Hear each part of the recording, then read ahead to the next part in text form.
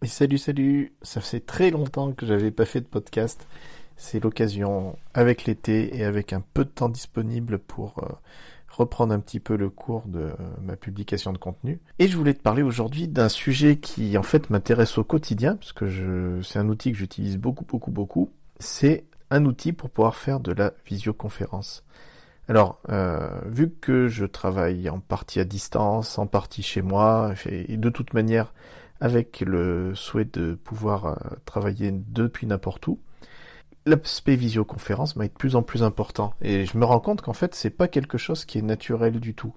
Il y a plein de structures qui investissent beaucoup d'argent pour mettre en place des équipements souvent très coûteux, équiper des salles, etc. Et pourtant, on se retrouve avec un usage qui est, je dirais, un peu trop académique, un peu trop ritualisé. On se met en situation de faire une visioconférence et quelque part, c'est pas très limpide tout ça. Et en fait, en expérimentant tout ça et puis surtout en voyant un certain nombre d'usagers expérimentés, je me suis rendu compte que l'essentiel n'était pas d'avoir un équipement de folie, mais surtout d'avoir le nécessaire pour que cela devienne le plus naturel possible. Et donc, je pars sur une façon de faire qui est assez différente de quelque chose de très équipé, mais simplement en utilisant le meilleur logiciel possible, et puis deux, trois pratiques qui font que je le fais de la manière la plus simple qui soit. Alors j'ai essayé plein de trucs, comme tout le monde, j'ai commencé à bosser avec Skype, qui est un peu le frigidaire de la visioconférence, mais qui malheureusement n'est pas un produit qui évolue beaucoup, et en tout cas pas qui évolue dans le bon sens, me semble-t-il. En revanche, je me suis rendu compte qu'il y avait plein de choses intéressantes avec un autre produit qui a le vent en poupe qui s'appelle Zoom. Et Zoom, c'est vraiment le truc que j'utilise aujourd'hui. J'en ai essayé un certain d'autres. J'ai essayé Aperin, par exemple, qui est un outil qui est plutôt bien foutu lui aussi. Mais j'ai tendance à lui préférer Zoom, qui est à la fois plutôt très robuste d'un point de vue technique. Je l'utilise par exemple tous les jours pour travailler avec quelqu'un qui est à l'autre bout du monde, sur l'île de la Réunion. Et ça marche très bien, malgré une bande passante qui est pas forcément top. Et puis il intègre tout un tas d'outils qui n'ont rien de très révolutionnaire. Je parle là de partage d'écran, de tableau blanc, etc. Mais il les intègre tellement bien qu'on se retrouve avec une solution qui est plutôt très agréable à utiliser et qui ne fait rarement défaut lorsqu'on a un besoin bien particulier. Moi, je finis par l'utiliser de manière un petit peu avancée. Je fais effectivement beaucoup de partage d'écran parce que je travaille sur un logiciel en commun avec mon interlocuteur. Je fais parfois un peu de tableau blanc, plutôt pour dessiner et commenter des choses. Ce qui m'amène d'ailleurs à avoir un usage un petit peu particulier, qui est d'utiliser la conférence à plusieurs alors qu'on n'est que deux, mais simplement pour pouvoir avoir d'un côté la possibilité de partager un écran d'ordinateur, et de l'autre par exemple d'avoir un des interlocuteurs qui est moi-même à nouveau, mais connecté avec mon iPad cette fois-ci, ce qui me permet de faire des dessins avec mon pencil, mon petit stylo pour tablette. Et tout ça, ça se fait de manière très naturelle. J'ai pas vu beaucoup de limites, enfin en tout cas je les ai pas vraiment atteints avec Zoom.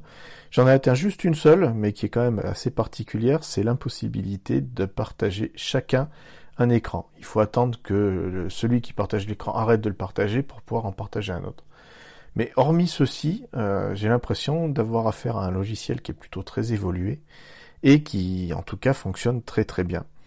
En fait, je pourrais te recenser toutes les fonctions techniques de Zoom, mais je vais résumer le truc à un seul détail, mais qui n'en est pas un, c'est que pour la première fois, je me retrouve à utiliser un outil de visioconférence où la première phrase n'est pas « Allô, est-ce que vous m'entendez? Est-ce que tu m'entends ?» mais tout simplement « Salut » et hop, on enchaîne directement comme si c'était une conversation limpide, tout simplement parce que ça fonctionne.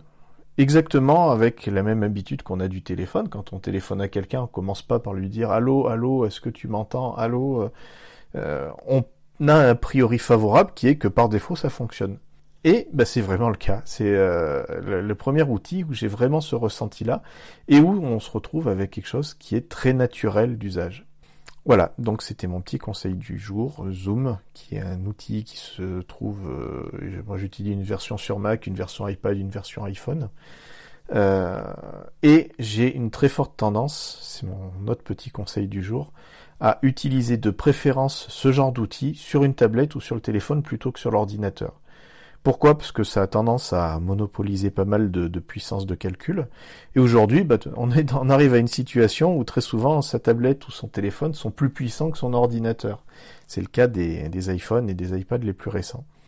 Et puis, il y a une certaine stabilité, une certaine uniformité dans le matériel qui fait que, la preuve en est, à l'usage, ça marche bien mieux lorsqu'on utilise ce genre d'outils directement sur une version pour mobile. Et donc, même si je suis à mon bureau, même si je suis à ne travailler que sur mon ordinateur, j'ai une tablette face à moi qui est sur un petit socle et qui me sert quasiment exclusivement en fait pour de la visioconférence.